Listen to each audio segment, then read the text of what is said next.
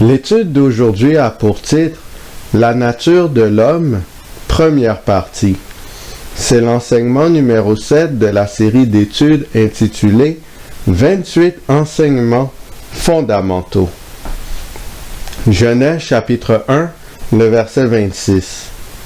Puis Dieu dit, « Faisons l'homme à notre image, selon notre ressemblance, et qu'il domine sur les poissons de la mer, sur les oiseaux du ciel, sur le bétail, sur toute la terre, et sur tous les reptiles qui rampent sur la terre. » Le 6e jour, Dieu dit à Dieu de créer l'homme. Le mot « homme » vient de l'hébreu « Adam », qui signifie « être humain », « genre humain ». Ainsi, Dieu dit que l'être humain serait créé à l'image divine, selon sa ressemblance. De plus, l'humain dominerait les autres créatures de Dieu. Le mot « domine » vient de l'hébreu « rada », qui signifie « gouverner, subjuguer ». L'être humain fut créé pour gouverner, pour subjuguer. Psaume chapitre 8, les versets 5 à 9. Qu'est-ce que l'homme pour que tu te souviennes de lui, et le Fils de l'homme pour que tu prennes garde à lui? Tu l'as fait de peu inférieur à Dieu, et tu l'as couronné de gloire et de magnificence. Tu lui as donné la domination sur les œuvres de tes mains. Tu as tout mis sous ses pieds, les brebis comme les bœufs, et les animaux des champs, les oiseaux du ciel et les poissons de la mer, tout ce qui parcourt les sentiers des mers.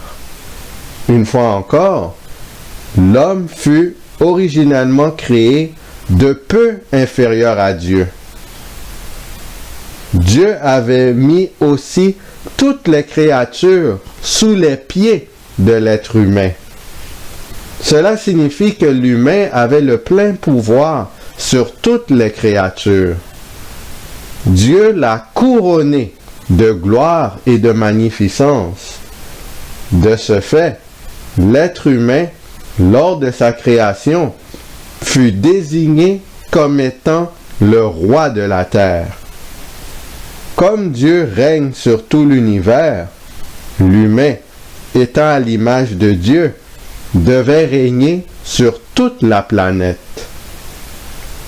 Genèse chapitre 1, le verset 27. Dieu créa l'homme à son image. Il le créa à l'image de Dieu. Il créa l'homme et la femme. Dieu créa l'homme et la femme. Le mot « homme » dans ce cas-ci vient de l'hébreu « zakar » qui veut dire « mâle ». Le mot « femme » vient du terme « nebeka » ou « nekeba » plutôt, qui désigne un enfant de sexe féminin. Ainsi, l'homme et la femme furent tous les deux créés à l'image de Dieu selon sa ressemblance. Ils reçurent conjointement la domination de la terre. Il est à noter que la race humaine fut initialement constituée d'une pluralité d'individus. En effet, l'homme était une personne distincte de la femme. Cependant, il y avait une parfaite unité entre ces deux personnes différentes. Cette famille terrestre est une image de la famille divine. Celle-ci est également constituée d'une pluralité d'individus, le Père, le Fils et le Saint-Esprit. Il y a une unité parfaite entre ces trois individus. Les trois ensemble règnent sur tout l'univers. Genèse chapitre 1, le verset 28. Dieu les bénit et Dieu leur dit, « Soyez féconds, multipliez, remplissez la terre et l'assujettissez, et dominez sur les poissons de la mer, sur les oiseaux du ciel et sur tout animal qui se meut sur la terre. Dieu bénit l'homme et la femme et leur dit d'être féconds, de multiplier et de remplir la terre. L'ordre de Dieu constitue la bénédiction nuptiale lors des cérémonies de mariage. Dieu officia lors du premier mariage de l'histoire de l'humanité. Genèse chapitre 1 et le verset 28, Dieu les bénit et Dieu leur dit, « Soyez féconds, multipliez, remplissez la terre et l'assujettissez, et dominez sur les poissons de la mer, sur les oiseaux du ciel, et sur tout animal qui se meut sur la terre. » Dieu a donné l'ordre à l'homme et à la femme d'assujettir la terre et de dominer sur tous les autres êtres vivants. L'être humain, homme et femme, était désigné par le Seigneur comme roi de la terre. Ils devaient conjointement régner sur la planète. Genèse chapitre 2, les versets 15 à 17. L'Éternel Dieu prit l'homme et le plaça dans le jardin d'Éden pour le cultiver et pour le garder. Après avoir créé l'homme mâle, il lui a donné un travail spécifique à accomplir. L'homme devait cultiver et garder le jardin d'Éden. Le mot Éden est un terme hébreu qui signifie plaisir, délice. En effet, Adam avait du plaisir à exécuter sa besogne dans le jardin. Le jardin était parfaitement fertile et produisait du fruit. Genèse chapitre 2, versets 16 et 17. L'Éternel Dieu donna cet ordre à l'homme. Tu pourras manger de tous les arbres du jardin, mais tu ne mangeras pas de l'arbre de la connaissance du bien et du mal, car le jour où tu en mangeras, tu mourras. Dieu avait fait une interdiction à Adam. Ce dernier ne pouvait pas manger du fruit de l'arbre de la connaissance du bien et du mal. Sans doute, Adam a transmis cette interdiction à sa femme. Le même jour où Adam mangerait de ce fruit, il allait mourir. Adam devait ainsi obéir à l'ordre de Dieu afin de conserver la vie. Genèse chapitre 2, le verset 25. L'homme et sa femme étaient tous deux nus, et ils n'en avaient point honte. Le mot honte vient de l'hébreu bouche, qui signifie se sentir honteux, déconcerté, être désappointé. L'homme et la femme ne portaient pas de vêtements et n'en étaient point déconcertés, déçus ou désorientés. Étant à l'image de Dieu, ils avaient sur eux quelque chose qui les couvrait, qui était de nature supérieure à un vêtement ordinaire. Quel est ce vêtement? Psaume chapitre 104, les versets 1 et 2. Mon âme bénit l'Éternel. Éternel mon Dieu, tu es infiniment grand. Tu es revêtu d'éclat et de magnificence. Il s'enveloppe de lumière comme d'un manteau. Il étend les cieux comme un pavillon. Genèse chapitre 1, le verset 26. Puis Dieu dit, faisons l'homme à notre image, selon notre ressemblance, et qu'il domine sur les poissons de la mer, sur les oiseaux du ciel, sur le bétail, sur toute la terre, et sur tous les reptiles qui rampent sur la terre. Dieu est décrit comme étant revêtu d'éclat et de magnificence. Il se revêt de lumière de la même façon que l'on porte un manteau. Or, Dieu a créé l'humain, l'homme et la femme, à son image, selon sa ressemblance. Cela signifie qu'Adam et sa femme avaient aussi un vêtement d'éclat et de magnificence lors de leur création le 6e jour. Ils étaient enveloppés de lumière. Ils n'avaient donc pas besoin d'un vêtement ordinaire pour se couvrir. Genèse chapitre 3, le verset 1. Le serpent était le plus rusé de tous les animaux des champs que l'Éternel Dieu avait fait. Il dit à la femme, « Dieu a-t-il réellement dit, vous ne mangerez pas de tous les arbres du jardin? » Un serpent qui parlait?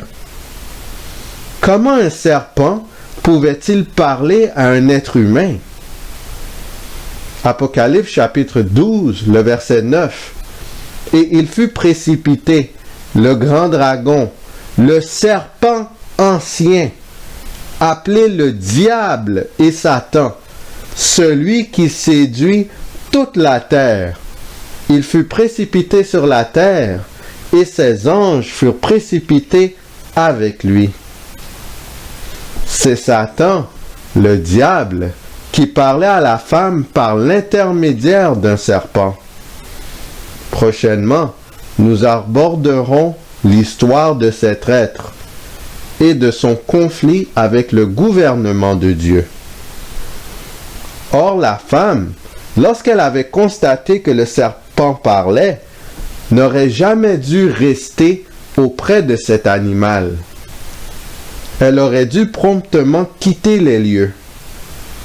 Malheureusement, elle a décidé de continuer la conversation avec le serpent. Elle se plaçait ainsi dans un terrain glissant, car elle ne se rendait pas compte qu'elle parlait à Satan, le séducteur. Genèse chapitre 3, verset 1. Le serpent était le plus rusé de tous les animaux des champs que l'Éternel Dieu avait fait. Il dit à la femme, « Dieu a-t-il réellement dit, vous ne mangerez pas de tous les arbres du jardin? » Le diable entame la conversation en posant une question relativement ambiguë. Celle-ci peut être perçue de deux façons. Y a-t-il un arbre du jardin que vous ne pouvez pas manger? Vous ne pouvez manger aucun arbre du jardin? Clairement, Satan voulait que cette question soit ambiguë. Son intention était de semer le doute dans le cœur de la femme concernant la vraie phraséologie et la signification exacte du commandement divin, spécialement concernant la nature juste et raisonnable d'un tel ordre. Genèse chapitre 3, les versets 2 et 3. La femme répondit au serpent, « Nous mangeons du fruit des arbres du jardin. Mais quant au fruit de l'arbre qui est au milieu du jardin, Dieu a dit, vous n'en mangerez point, et vous n'y toucherez point, de peur que vous ne mouriez. » La femme était tombée dans le piège. Elle a changé l'ordre explicite que le Seigneur avait donné. Tout d'abord, elle dit que l'humain ne doit pas toucher du fruit de l'arbre. Dieu n'avait pas donné cette interdiction. Elle va donc plus loin que ce que le Seigneur a explicitement dit. Ensuite, elle dit « de peur que vous mouriez ». Dieu a dit « le jour où tu en mangeras, tu mourras ». La femme montre un degré d'incertitude quant au résultat de la désobéissance. Finalement, elle ne cite pas l'arbre par son nom distinctif, mais le désigne comme si c'était un arbre ordinaire qui est simplement situé au milieu du jardin. Son attitude et ses réponses donnent l'impression qu'elle avait un degré d'intérêt intrinsèque vers l'arbre que Dieu avait explicitement interdit. En agissant ainsi, elle ouvrait la porte au diable pour qu'il lui présente ouvertement un mensonge. Genèse chapitre 3, les versets 4 et 5. Alors le serpent dit à la femme, « Vous ne mourrez point, mais Dieu sait que, le jour où vous en mangerez, vos yeux s'ouvriront, et que vous serez comme des dieux, connaissant le bien et le mal. » Le diable affirmait que les humains ne mourraient pas s'ils mangeaient de l'arbre de la connaissance du bien et du mal.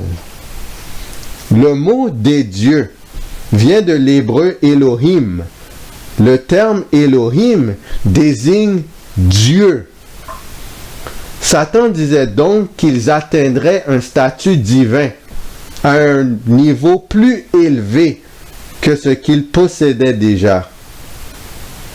Il insinuait que Dieu avait donné l'interdiction pour empêcher les humains d'atteindre son niveau. Le diable avait ainsi dénaturé le caractère du Seigneur, le faisant paraître pour une personne égoïste. Genèse chapitre 3, le verset 6. La femme vit que l'arbre était bon à manger et agréable à la vue, et qu'il était précieux pour ouvrir l'intelligence. Elle prit de son fruit et en mangea. Elle en donna aussi à son mari qui était auprès d'elle, et il en mangea. Suite aux paroles du serpent, la femme a complètement modifié sa perception de l'arbre. Elle trouvait maintenant qu'il était bon à manger, alors qu'elle ne l'avait jamais goûté avant. Le mot « ouvrir l'intelligence » vient du mot « sakal » qui signifie avoir de la compréhension, prospérer et avoir du succès. Ainsi, la femme était convaincue que le fruit défendu lui permettrait d'avoir une compréhension accrue ainsi que de la réussite et du succès. Elle a donc cru aux suggestions du serpent au lieu de la parole explicite de Dieu. En ce sens, elle a mis sa confiance en Satan au lieu de son Créateur. Ainsi, tout humain qui ne met pas sa confiance en la parole de Dieu aboutit à la désobéissance. La pensée de cette personne devient pervertie et fait en sorte qu'elle n'agira selon les incitations du diable. Genèse chapitre 3, le verset 6. La femme vit que l'arbre était bon à manger et agréable à la vue, et qu'il était précieux pour ouvrir l'intelligence. Elle prit de son fruit et en mangea. Elle en donna aussi à son mari qui était auprès d'elle, et il en mangea. 1 Timothée chapitre 2, versets 13 et 14. Car Adam a été formé le premier, Ève ensuite, et ce n'est pas Adam qui a été séduit, c'est la femme qui, séduite, s'est rendue coupable de transgression. Adam, pour sa part, n'a pas été séduit par le serpent. Son péché était un geste délibéré, une décision qu'il a prise sans incitation particulière du diable. Ainsi, l'être humain fut coupable d'avoir transgressé l'ordre de Dieu. Dans la prochaine portion de cette étude, nous porterons nos regards sur les conséquences qui sont survenues du péché d'Adam et Ève. D'ici là, qui allons-nous choisir? Choisissons-nous l'agneau de Dieu? Est-ce qu'on reste fidèle à l'ordre de Dieu? Ou est-ce qu'on choisit le camp du serpent? et on se laisse séduire par le diable, par ses suggestions, et on aboutit à la désobéissance et la perte de toute chose. Choisissons Jésus-Christ, qui est mort pour nous, qui veut notre bien, qui nous a créés. Obéissons à son ordre et nous aurons la vie. Que le Seigneur nous garde.